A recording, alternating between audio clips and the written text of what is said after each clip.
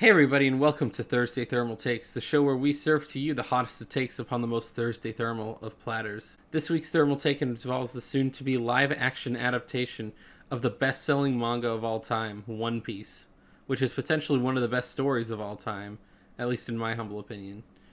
My reactions this week are going to be to every little thing we know so far about the series. We don't have a trailer or any kind of real promotional material as of yet. This is basically all just announcements and maybe minor pieces of information we've gleaned over the past 2 years, which is pretty much all in the past few months.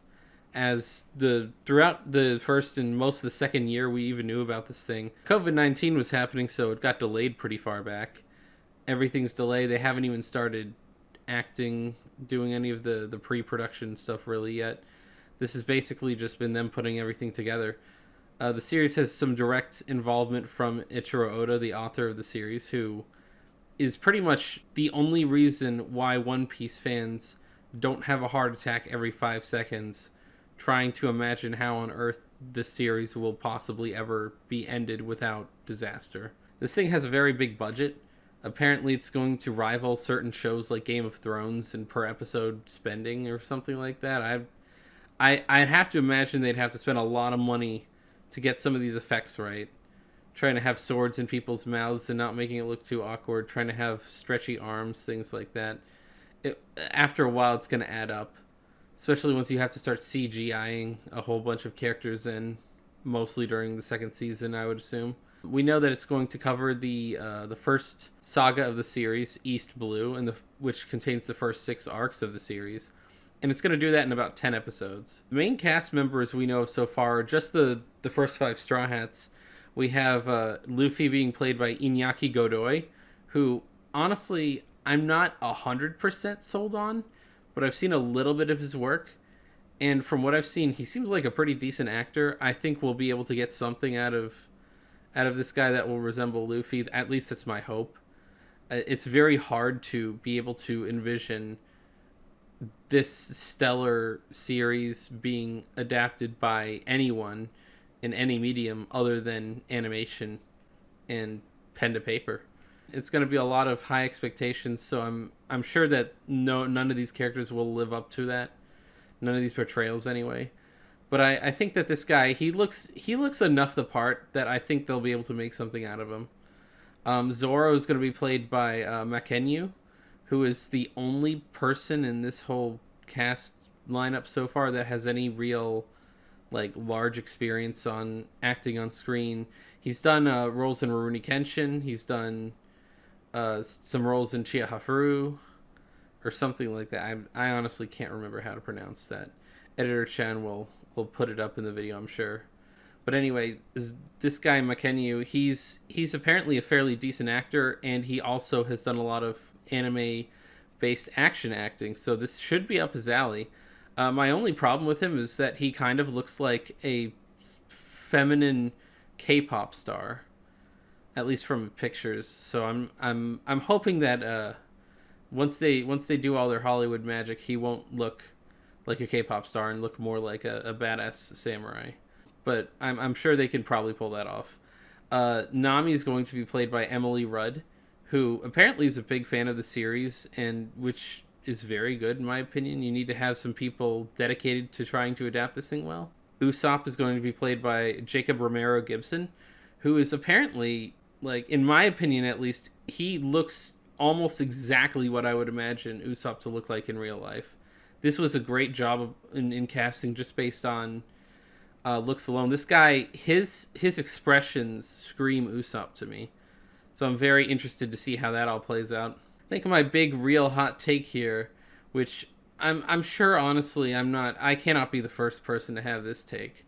So Sanji is going to be played by a guy named Taz Skylar. He is a European dude who me and many of the people I know in my circle have described this guy as bargain bin Eminem. He kind of looks like a mumble rapper mixed with a gangster of some kind and a goth. Someone just I don't know, someone with no emotion. I don't even know how to describe this, but I've not seen anything this guy's acted in. just looking at this guy, I know that I'm not gonna like it because he doesn't look like Sanji. They're gonna have to really work on that to get him to look like Sanji.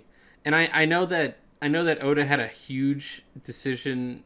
He had a hugely weighted part of the decision making casting choices for this, but I honestly am not sure. Maybe this guy is just a really good actor, and we'll get past the fact that he should probably be playing Enaru in the third saga rather than Sanji, or maybe not even. I'm not sure. I'm not even sure where to go with this guy. Other than I'm a little hesitant about it, but at the very least, it seems like they're going to be following the general premise of the story based on episode titles. Episode 1, Romance Dawn, pretty stock standard for anything being the beginning in One Piece. Everything is called Romance Dawn. The first arc is called Romance Dawn. Basically, is just going to cover like the first like 5 episodes anime wise worth of stuff about the first volume of manga. Episode 2 is to be announced, so we have no idea what it's going to be called yet, unless the episode title is just to be announced. That would be an interesting twist of events. That's supposed to cover the Orange Town arc, introducing Captain Buggy and a whole bunch of other side characters that we may or may not see. Episode 3, Captain of 8,000 Men, that's clearly supposed to introduce Usopp and everything. Although, based on what I understand, Taz Skylar is credited in 8 episodes of this series, according to IMDb. So he could show up at the end of this episode. Episode 4 is Cooks of the Sea, so assumedly going to be the Baratier arc. A Frog in the Well also sounds like probably the Baratier arc, so that's good that they're going to have at least 2 episodes. They're going to need a good 10-20 minute chunk just to get through the Mihawk introduction, just to be able to tell the story correctly. I did hear a rumor propagated by this fake article, or well, the article wasn't fake, but the content of it was. Fake news article just came out and said a couple weeks ago that they cut the episode count down to 8, which I'm pretty sure was just supposed to scare One Piece fans, because 10 episodes is already like not a whole lot of time to cover something that was done in 45 episodes of anime or more. I mean, 45 probably just without the filler. Episodes 6, 7, and 8 are most likely going to be the Arlong Park arc. It's called Arlong Park because it has Arlong in it, and that's going to be a real big one. I'm very nervous to see how they're going to try and do Arlong with the way he looks and everything like that in this. Episode titles are going to be, for episode 6, Arms and Sharks, 7, Tangerine Grove, and 8, Crewmates. I guess Tangerine Grove is probably going to be involving, I would assume, a lot of stuff from Nami's backstory. Arms and Sharks is probably going to introduce like all the major aspects of the arc, and then Crewmates, I would assume, would round it out. Arlong Park is definitely the longest arc in this the saga, so I do believe 3 episodes will be good enough to cover it all. 9 and 10 are most likely going to surround Log Town and Reverse Mountain, respectively. 9 being the end and the beginning, which is, it sounds like a clever take on the name of the town, referring to the town of the beginning and the end. So, I think that's going to be something. At least they're very One Piecey about it. You wouldn't want something that feels like it's just been thrown together. I do like that name. That's probably my favorite title for an episode because it does a play on the nickname of the town. And then episode 10 being Grand Line, which I would assumedly think that means it ends either at Reverse Mountain or coming down Reverse Mountain where they see Laboon. Gonna be something for season 2. I would assume they're gonna make a season 2 of this. Obviously, if they're gonna spend all this money, you know they're gonna make a season 2. You know they're trying to make the whole thing. And part of my issue with the actors is probably going to be how quickly they're able to pump out the content so that these actors don't age. Because if they were trying to do One Piece, it's gonna be like 10 seasons. I would have to imagine at least 10 seasons of One Piece. And that's got to be like 10 years or more in real time. So hopefully they could do all that and not have to like switch out actors or anything like that. Part of my issue with this is that we don't know any of the actors but the main 5 characters, but there's at least another 10 or so characters that are incredibly important throughout the rest of the series that are introduced in these arcs.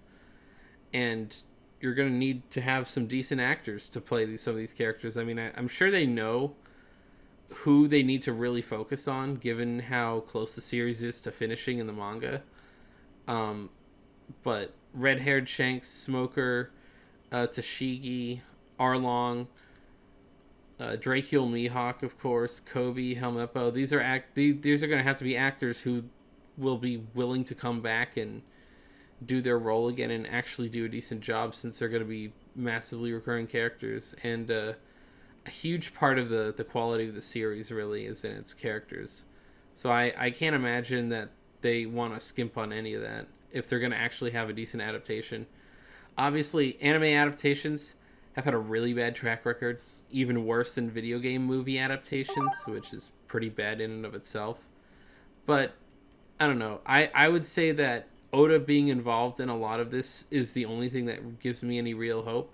A lot of people are kind of nervous about either the fact that adaptations generally have a bad track record, or that really this is going to be too wacky or too zany.